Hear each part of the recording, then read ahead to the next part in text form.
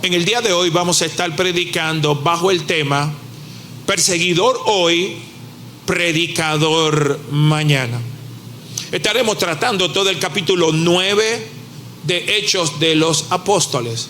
Estaremos hablando de un hombre llamado Saulo de Tarso, ese que se convertiría en el gran apóstol Pablo.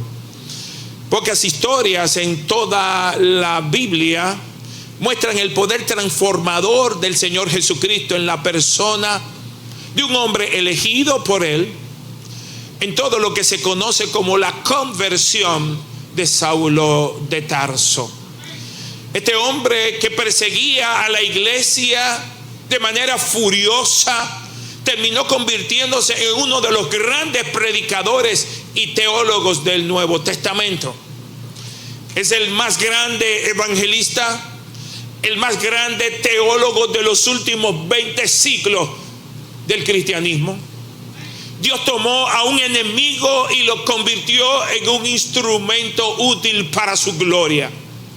Tomó a un hombre lleno de odio hacia los creyentes, hacia los cristianos, y lo llenó del amor de Cristo hacia las almas. Cristo eligió al enemigo número uno de la iglesia primitiva, de los cristianos del primer siglo. Tomó a este perseguidor y lo transformó en un predicador del evangelio de Jesucristo. La importancia de su conversión radica en el hecho de que este hombre, Saulo de Tarso, que aparece en el capítulo 9 de Hechos de los Apóstoles, habla de una conversión repentina a través de una intervención del cielo mismo detrás de un alma que deseaba salvar. Aparece también repetida la historia de su conversión en el capítulo 22 de Hechos de los Apóstoles, y vuelve a repetirse por tercera vez en el capítulo 26 del mismo libro. Tal es la importancia de su conversión, que aparece 3 veces narrado en Hechos de los Apóstoles. Este Saulo, que luego se llamaría Pablo, era por nacimiento un judío, por convicción un fariseo, por ciudadanía un romano, por educación un griego, y después por la gracia de Dios un cristiano completo.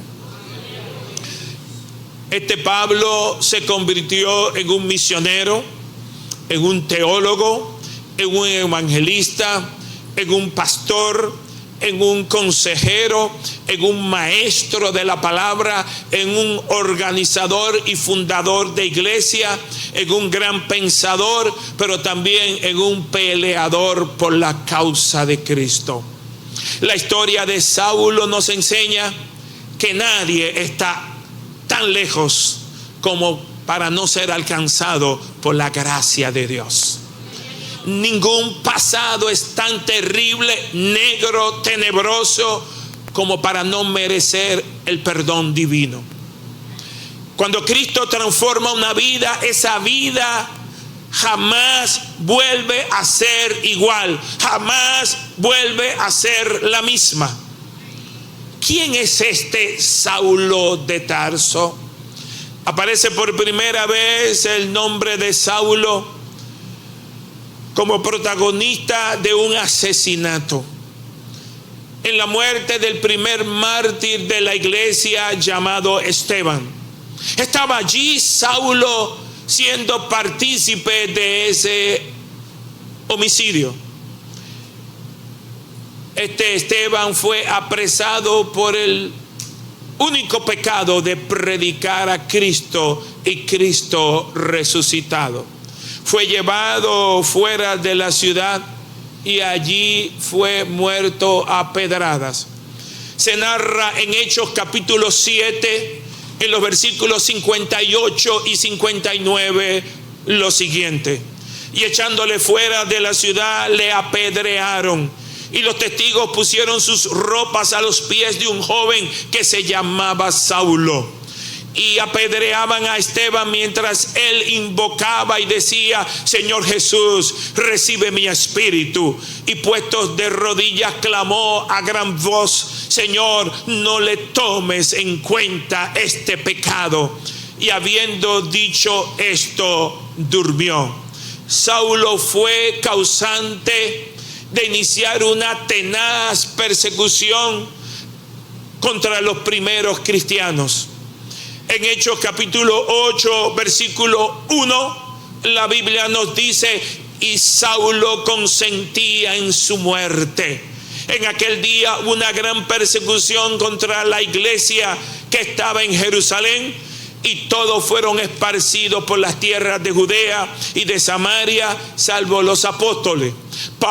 Saulo fue causante de que la iglesia tuviera que salir corriendo de Jerusalén e irse a las ciudades de Judea y de Samaria, buscando refugio por causa de la feroz persecución. Permítame contarte un poco más de este Saulo. El hogar de Saulo estaba en Tarso, por eso se llamaba Saulo de Tarso. Tarso fue una ciudad del Asia Menor. Estaba en la frontera entre Siria y Turquía. Hoy en día está allí con otro nombre. En aquellos días Tarso era una ciudad muy distinguida dentro del Imperio Romano. Era distinguida por su universidad, por tener una de las 3 universidades más importantes del imperio. Las otras grandes universidades estaban en la ciudad de Atenas, Grecia, y la tercera universidad estaba en Alejandría, Egipto. Era como si en este tiempo se hablara en los Estados Unidos de Harvard, de Yale o de Princeton. El padre de Saulo, judío, tenía una buena posición económica y le transmitió todo su pensamiento judío bajo una crianza judaica, pero también le transfirió la ciudadanía romana. Sin duda alguna, su padre era un fariseo y Saulo, por lo tanto, heredó la tradición farisaica.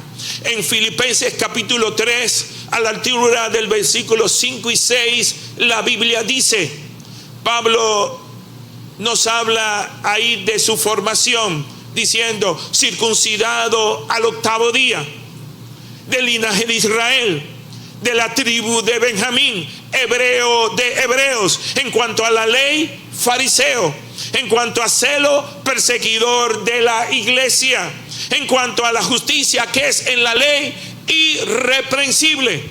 En otras palabras, era un modelo como judío, era un modelo como hebreo.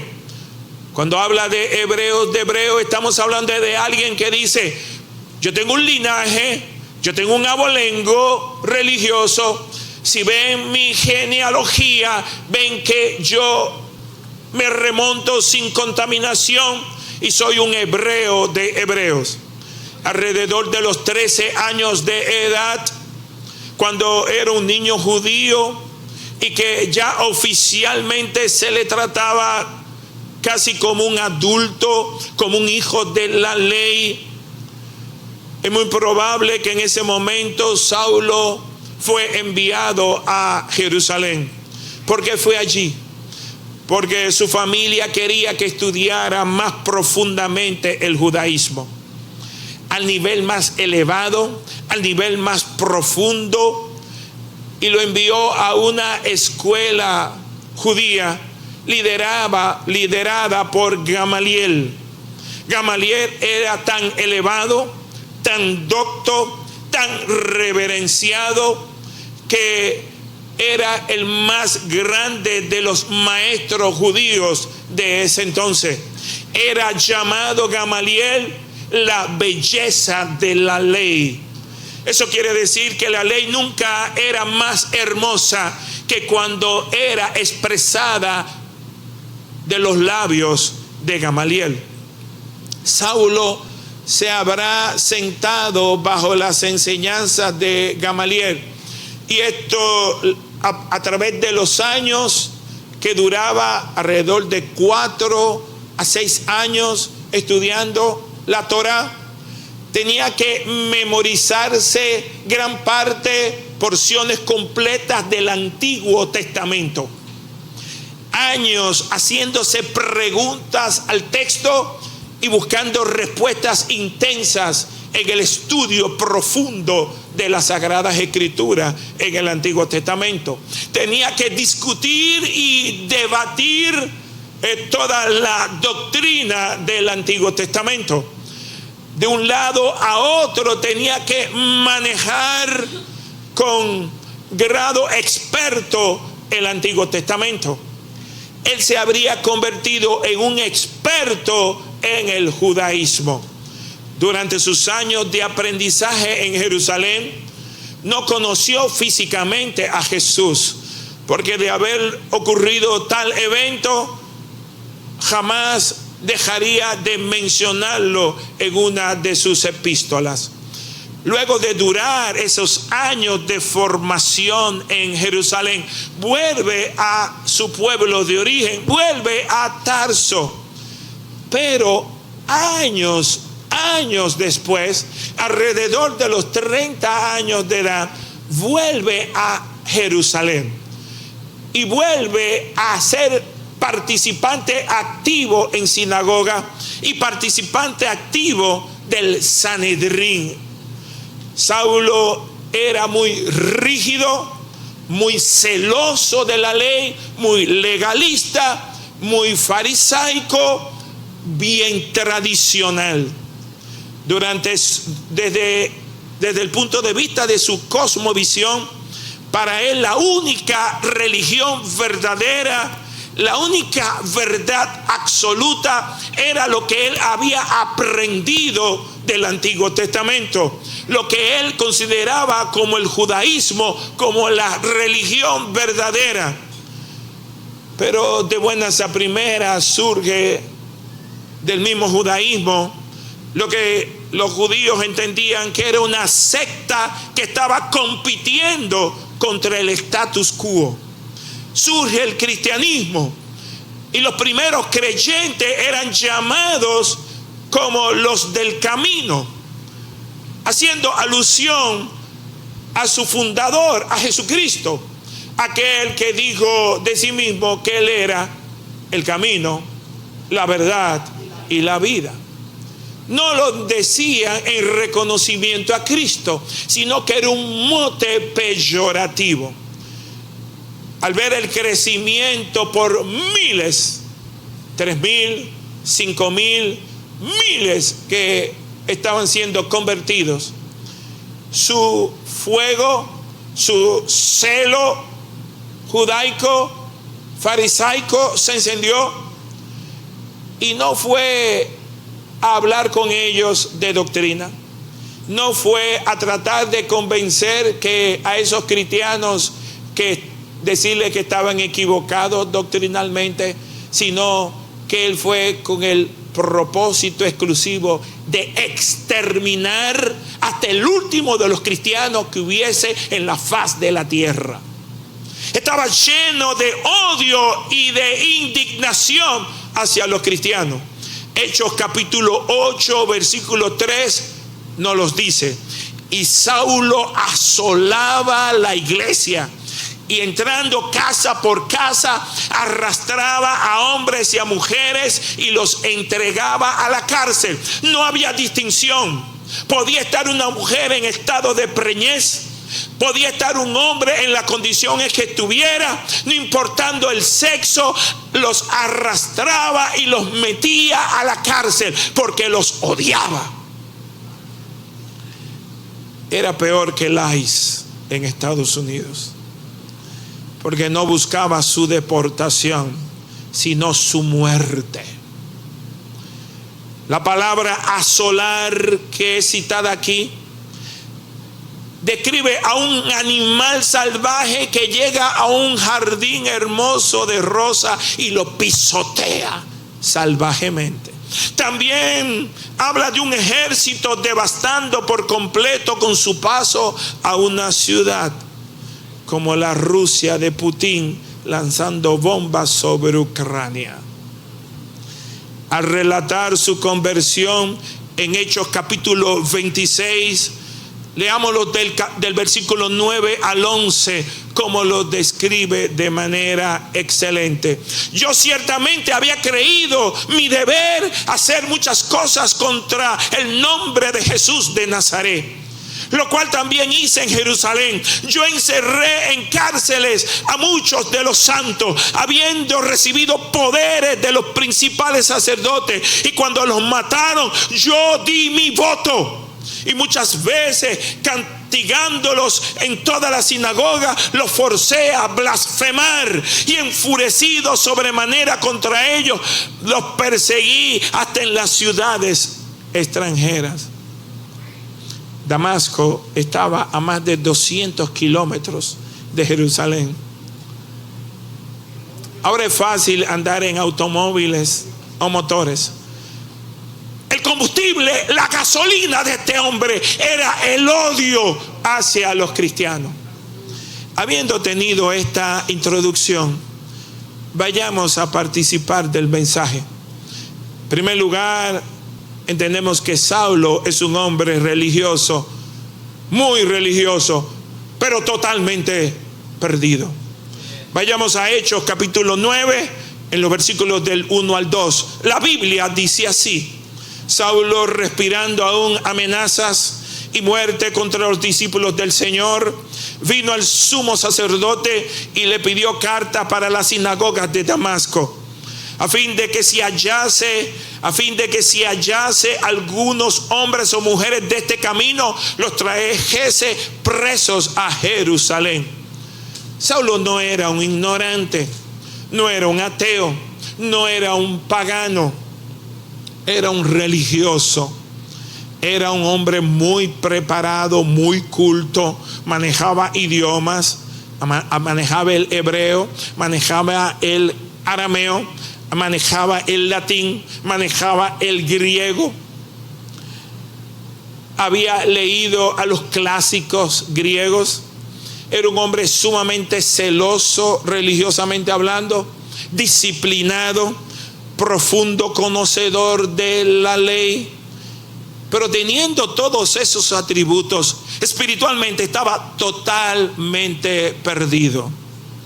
Esto nos habla de que pudiera haber personas aún en esta iglesia que conocen algo de la Biblia, que conocen algo de doctrina, que pueden citar algunos versículos de la Biblia, que conocen de religión, pero no conocen a la persona de Jesucristo.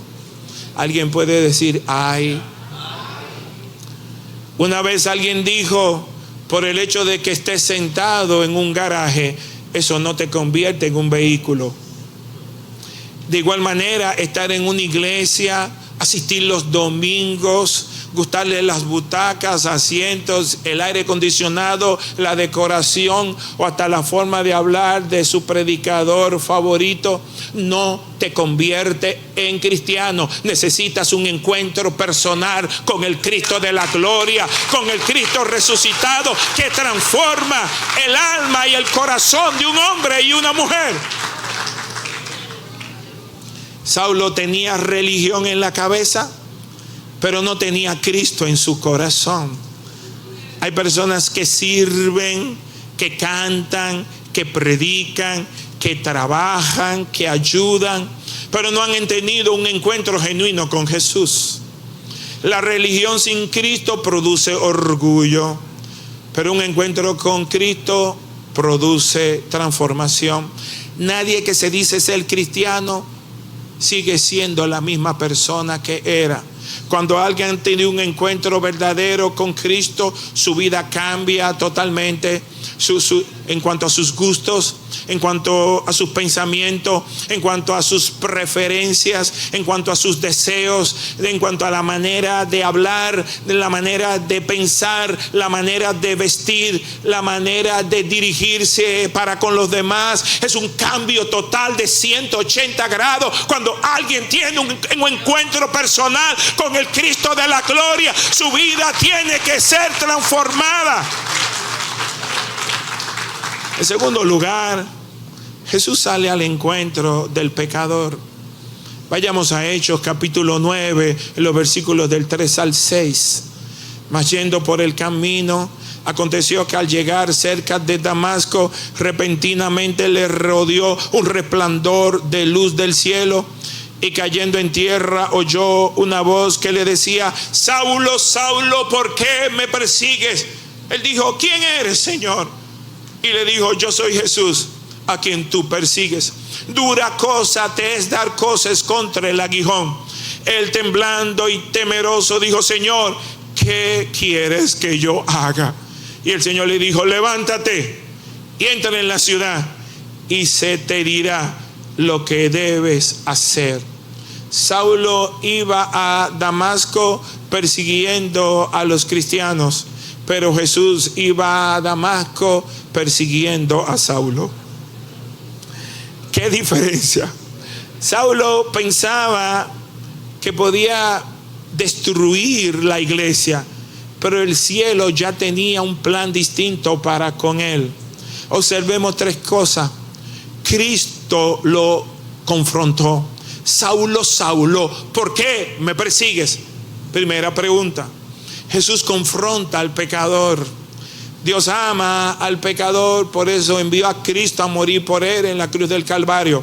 Pero siempre que la palabra de Dios es predicada, va a confrontarte en tu pecado. Si hablas mentira, si eres embustero, si eres chismoso, si eres deshonesto, cualquiera que sea tu pecado, tú y yo seremos totalmente confrontados por la palabra de Dios. Saulo, Saulo, ¿por qué me persigue? ¿Por qué Dios nos confronta? Para traer convicción de pecado, entendiendo que tú puedes entender que estás mal y que de seguir en ese rumbo vas directo a una perdición total. En segundo lugar, Cristo se identifica con la iglesia perseguida. Es una revelación poderosa de que Cristo es la cabeza de la iglesia. La iglesia es el cuerpo místico de Cristo aquí en la tierra. El que ataca la iglesia cristiana ataca a Cristo mismo. ¿Por qué me persigues? Jesús no dijo: ¿por qué persigues a ellos? ¿Por qué persigues a estos pobres infelices? ¿Por qué persigues a estos cristianos? No, Cristo le dice: ¿por qué me persigues a mí? Lo que alguien le hace a la iglesia se lo hace a Cristo mismo. Tercero, Cristo lo rindió por completo. Saulo cayó a tierra. Solamente cae a tierra alguien que esté en una posición elevada. Nadie se levanta verdaderamente con Cristo hasta que no sea totalmente rendido delante de Él. Cristo, hermano, va a humillar al que tenga que humillar, hasta que tenga que reconocer que solo Jesús, en Él hay salvación y vida eterna.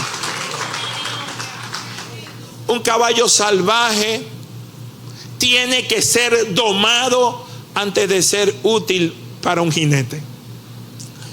Dios muchas veces permite circunstancias que te van a quebrantar a ti y a mí por causa de nuestro orgullo humano. A veces Dios utiliza megáfonos para llamar nuestra atención. A tu vida y a la mía nos visitará en ocasiones una enfermedad, una crisis, una pérdida humana, una decepción dolorosa, una quiebra económica y moral espantosa. Y todo esto es buscando llamar tu atención, que puedas girar tu mirada hacia el cielo. Porque solo del cielo vendrá tu socorro, solo del cielo vendrá respuesta, solo del cielo vendrá tu auxilio, y a su nombre.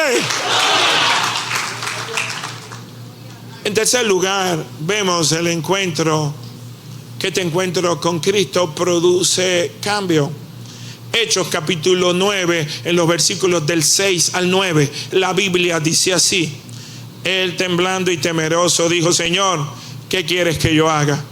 Y el Señor le dijo: levántate y entra en la ciudad, y se te dirá lo que debes hacer. Y los hombres que iban con Saulo se pararon atónitos, oyendo a la verdad la voz, mas sin ver a nadie. Entonces Saulo se levantó de tierra y abriendo los ojos no veía a nadie. Así que llevándole por la mano le metieron en Damasco, donde estuvo 3 días sin ver y no comió ni bebió. Ayuno obligatorio. Señor, ¿qué quieres que yo haga? Todo este orgullo es doblegado, es humillado. No es el hombre prepotente que está dando órdenes. No es el hombre que llega a Damasco con una cohorte de soldados, dado por el sumo sacerdote, dado por la autoridad. Es bueno que él se entienda que él llegó a Damasco franqueado, hermano, con motores Harley Davidson, y los amé dándole paso. No. Ahora no. Totalmente humillado, necesitado. Es el hombre que necesita urgentemente respuesta. Es el hombre humillado que entiende la autoridad de quien lo ha tumbado. La autoridad de alguien que se le ha producido una teofanía. Pero una teofanía tan exclusiva que el único que ve a ese Cristo es Él. Los que le acompañaron ven el estruendo, pero no ven lo que Él vio, porque la revelación es para Él. Hay cosas en tu vida en donde otros no la van a ver, solo la vas a ver tú, porque Dios está tratando no con otro, sino contigo, y a su nombre. La primera evidencia de conversión verdadera es un corazón dispuesto a obedecer. Señor, ¿qué quieres que yo haga? Estoy listo para obedecer. Sí, mi capitán, estoy listo. Antes Saulo se decía a sí mismo: ¿qué quiero yo hacer hoy? Me da la gana de hacer esto. Iré a tal lugar, comeré tal cosa, me sentaré en tal restaurante. No, ahora no. Ahora el hombre está preguntando, está necesitando guianza, necesita dirección, necesitan que le diga los próximos pasos, las próximas coordenadas. Señor, ¿qué quieres que yo haga?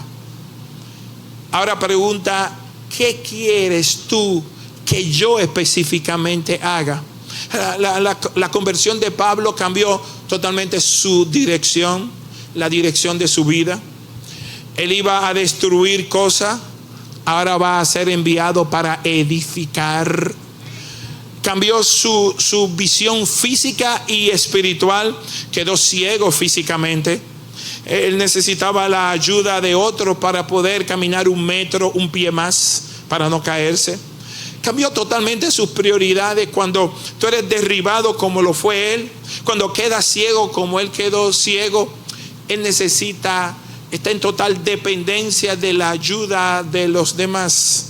Antes vivía para su reputación religiosa, al tratar de ser el más celoso de todos los hebreos y el más fervoroso de todos los judíos, pero ahora está siendo tratado. Él llegó a ser tratado y está en las manos del alfarero. Hermanos, los que analizan por años la desembocadura de ríos, hay personas que tienen 20, 30 años estudiando geografía. Son amigos del pastor Elisauri, que le encanta la geografía.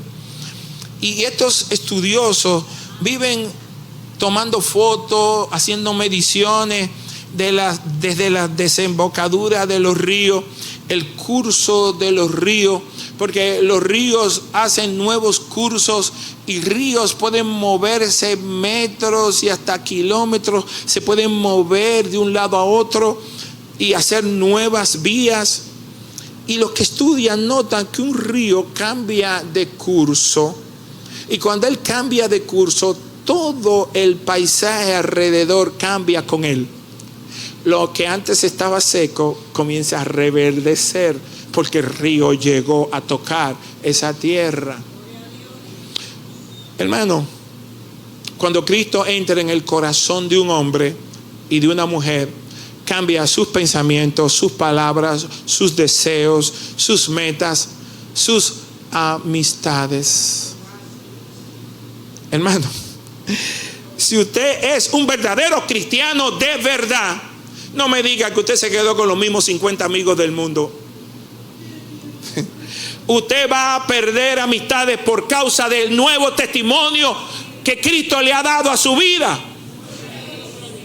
No es porque ellos han cambiado, sino porque usted ha cambiado. Ya usted no se va a reír de sus cuentos colorados. Ya usted no va a ir a los lugares pecaminosos que usted asistía. Ya usted no va a hacer el corito que usted hacía. ¿Por qué? Porque su vida ha sido tomada por el Espíritu Santo de Dios. Y ahora usted tiene un amo y su nombre es Jesucristo, el Señor, el Rey de Reyes, el Señor de Señores.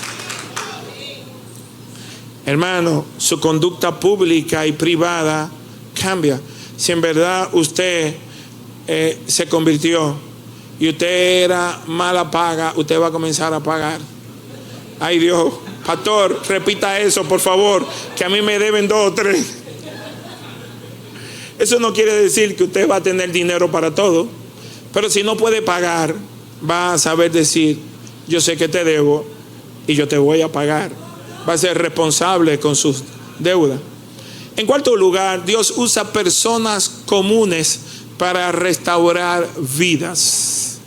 Vayamos a Hechos capítulo 9, en los versículos del 10 al 17.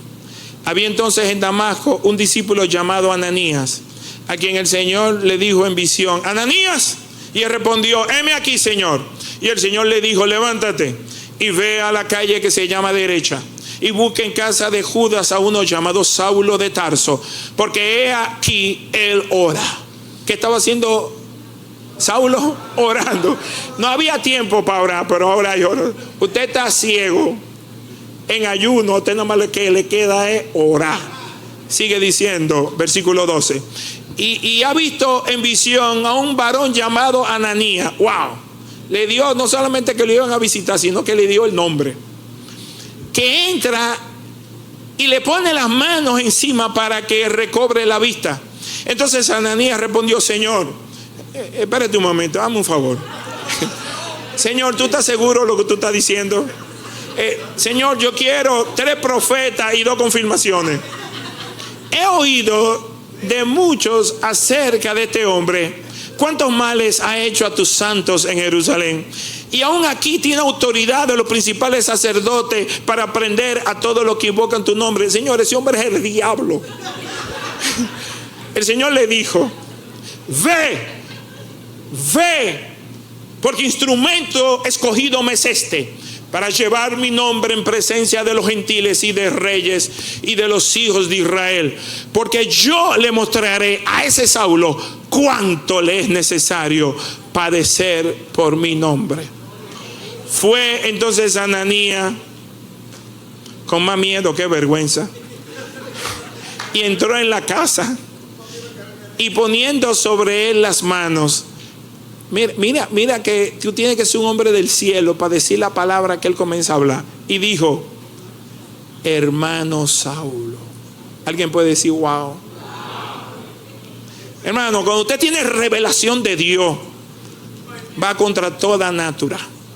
Hermano Saulo, el Señor Jesús, que se te apareció en el camino por donde venía, me ha enviado para que reciba la vista y sea lleno del Espíritu Santo de Dios. Dale un aplauso al que vive y reina. Hermano, aquí Dios saca a un líder en Damasco y lo saca del anonimato. No había manera que supiéramos de Ananías a menos que estuviera en esta intervención. Ananías no era famoso, no era un apóstol reconocido, no escribió libros, ni trabajó en cruzadas evangelísticas, no llenó estadios. No era un teólogo, no había escrito libros de teología, pero un hombre obediente a la voz del Espíritu Santo de Dios. Tenía un oído fino al Espíritu Santo de Dios. Cuando el Señor le dijo a Ananías, él dijo: Señor, dime. Hermano, solo responde alguien: Señor, dime. Alguien que tiene cultivado un oído, que está acostumbrado a oír la voz de su Señor. Alguien que tiene intimidad, alguien que no solo es conocido en la tierra, sino que también es conocido en los cielos, y a su nombre.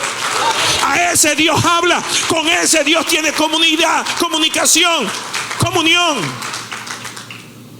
Hermanos, el Señor le dijo: ve, porque instrumento escogido me es este. Le está revelando: oye, yo a este lo escogí por el puro afecto de mi voluntad. Yo lo elegí a él. Él no me eligió a mí, yo lo elegí. Yo elegí el enemigo número uno de la iglesia. Yo lo elegí. Muchas veces, hermano, nosotros los creyentes vemos a alguien que llega a la iglesia y sabemos que el tipo era un atracador, o es un consumidor, o es un ladronazo, o era cualquier cosa. Pero Dios lo trae a la iglesia porque la iglesia es un hospital. Aquí Dios lo quiere sanar, no solo del cuerpo, sino del alma sobre todo. Y nosotros tenemos que ser sensibles espiritualmente para entender cómo Dios opera. Debemos entender que a la iglesia vienen personas enfermos, porque los sanos espiritualmente no necesitan cura. Los que necesitan cura son los enfermos espirituales. Y tú y yo, antes de venir a Cristo, éramos enfermos espiritualmente. Hermanos, a la iglesia vendrá gente con grandes falencias, con grandes debilidades. Nosotros, cuando vemos a alguien medio raro, lo vemos como personas adictas, como mentirosos profesionales, como rebeldes, como gente fracasada, gente violenta, gente maldiciente en la calle, posiblemente vecinos de muy mala conducta. Pero Dios ve a ese que llegó como futuros predicadores, como futuros evangelizadores, como futuros pastores, como futuros maestros, como hombres y mujeres restaurados por completo por la gracia y la misericordia de un Dios vivo y de poder. Nunca, hermano, descartemos a alguien por su apariencia. Nunca descartemos a alguien por su pasado. Nunca digas: ese no tiene esperanza. Con ese ya yo le solté la toalla. Ese no sirve para nada. Que de tu boca no salga eso. Porque la gracia de Dios todavía está transformando vidas. En quinto lugar, el que antes perseguía, ahora predica. Hechos capítulo 9. Busquemos versículos 20 al 22. La Biblia dice así: enseguida predicaba a Cristo en las sinagogas, diciendo: este era el Hijo de Dios. Y todos los que le oían estaban atónitos y decían: ¿no es este el que asolaba en Jerusalén a los que invocaban este nombre? Y a eso vino acá, para llevarlos presos ante los principales sacerdotes. Pero Saulo mucho más se esforzaba y confundía a los judíos que moraban en Damasco, demostrando que Jesús era en verdad el Cristo. No pasó mucho tiempo para que Saulo saliera a predicar a otros por su testimonio de cómo él había visto al Señor en esa teofanía, de cómo había quedado ciego, de cómo había sido transformado, del poder de la cruz, del poder del Cristo resucitado. Qué cambio, hermano, tan impresionante. El hombre que antes quería callar el evangelio, Ahora quiere anunciarlo a todo pulmón, en todas las calles, a todas las gentes. Hermano, la verdadera conversión produce un testimonio poderoso. Hermano, el que está verdaderamente convertido, hermano, no puede callar, tiene que decirle a otro lo que es Jesucristo para él. Cuando alguien realmente reconoce a Cristo, conoce a Cristo, habla diferente, vive diferente, piensa diferente. Hermanos, cuando algo cayó en llamas, ya sea una casa, siempre queda secuelas, se ve las cenizas, se ve secuelas. Cuando Cristo llega a la vida, se ve secuelas, se ve frutos. Cuando alguien ha tenido un encuentro real con Jesucristo, no un encuentro con la religión, con los evangélicos, sino con la persona de Jesús, su vida cambia, se nota. No se puede esconder una transformación cuando esta transformación en verdad ha sido genuina. En sexto lugar, el predicador que hacía sufrir a otros ahora sufre persecución. Ve conmigo a Hechos capítulo 9, en los versículos del 23 al 25. La Biblia dice así: pasados muchos días, los judíos resolvieron en consejo matarle, pero sus acechanzas llegaron a conocimiento de Pablo, y ellos guardaban las puertas de día y de noche para matarle. ¿Matar a quién? A Saulo. Entonces los discípulos, tomándole de noche, me hubiese encantado haber visto esto, le bajaron por un muro, descolgándolo en una canasta. Es decir, eran ciudades amuralladas como la de Damasco, y tuvieron que bajarlo con una soga y una canasta. Ahora Saulo comienza a experimentar en carne propia lo que él hacía sufrir a otros. Él, que era un perseguidor, ahora es el perseguido. Él que ponía a temblar a otro, está temblando. Él que hacía sentir la respiración del odio, el odio y la muerte que le acompañaba, ahora lo está sintiendo en carne propia. Los perseguidores querían matarlo. El convertido descubre que seguir a Cristo tiene un alto precio, que seguir a Cristo le pondrá rápidamente en peligro, porque estaría en el foco de sus persecutores, y los enemigos de la cruz ahora serían los enemigos también de Saulo. Debemos siempre recordar que Jesús nunca prometió al creyente comodidad. Nunca prometió Cristo una vida sin problema. Nunca prometió que no íbamos a tener aflicción. Todo lo contrario. Lo que sí Él prometió, que estaría con nosotros todos los días de nuestra vida, todos los días nuestros aquí en la tierra, y a su nombre. Lo que Cristo sí prometió fue salvación, presencia de Él, victoria eterna. El oro, hermano, se purifica, ¿sabe con qué? Con fuego. Y muchas veces Dios usa las pruebas para formar nuestro carácter, porque muchos de nosotros tenemos un problema defectuoso de carácter. Las dificultades no destruyen al verdadero creyente, más bien lo fortalecen, más bien lo forman.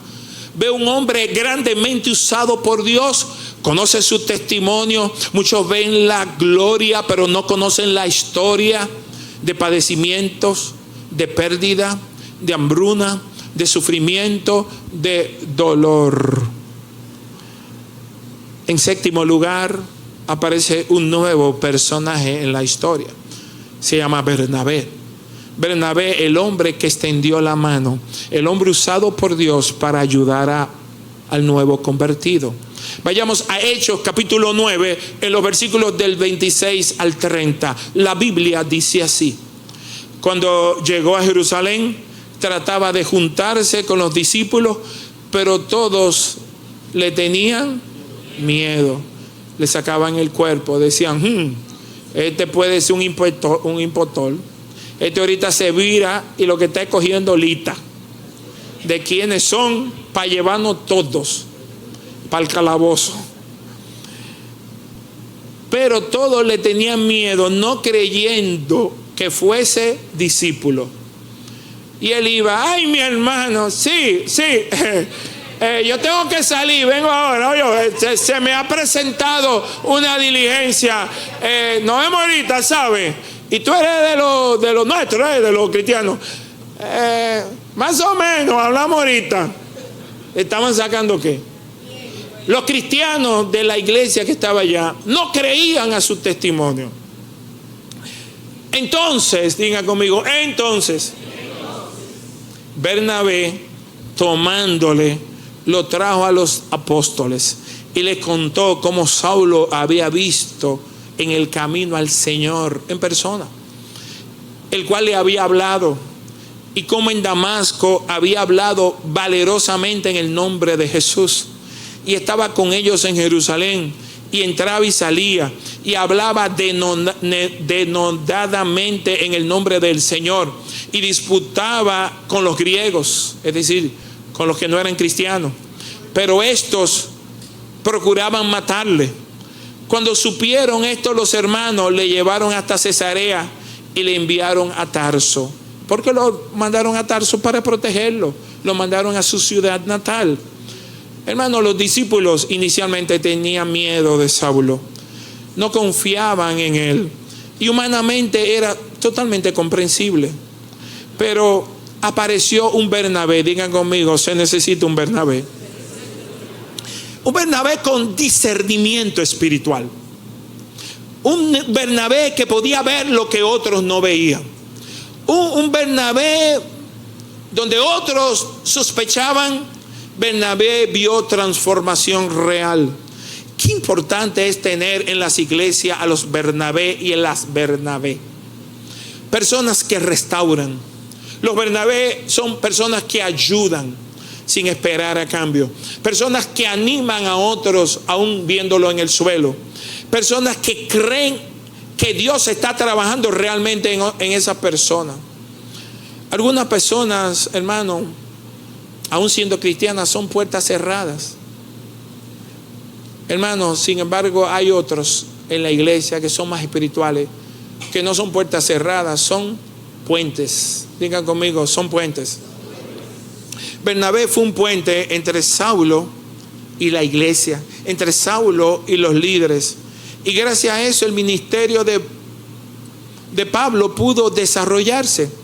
Es interesante señalar que todo nuevo convertido, y el apóstol Pablo no fue la excepción, necesita ser introducido en el cuerpo de una iglesia para poder desarrollar. Oye bien, Pablo necesitó integrarse dentro de una iglesia local para poder desarrollarse. Eso va en contra de falsos postulados que dicen, no, yo me comunico con Dios directamente y no necesito. Si alguien podía decir, yo me comunico, a mí se me apareció Cristo, era Saulo.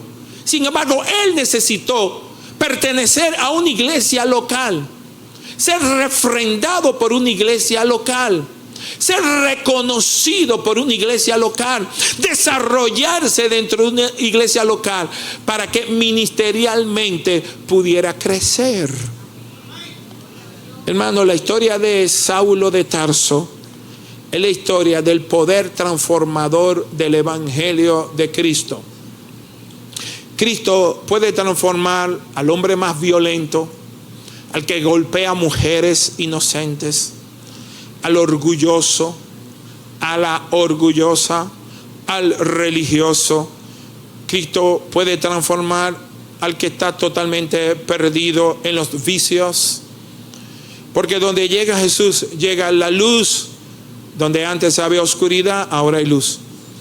Donde antes había pleitos, celos, ahora hay perdón, reconciliación. Cuando Cristo llega, hay propósito. Cuando Cristo llega la transformación completa desde los pies hasta la cabeza, desde la cabeza hasta los pies. quiero dejar un mensaje de aplicación final para todos.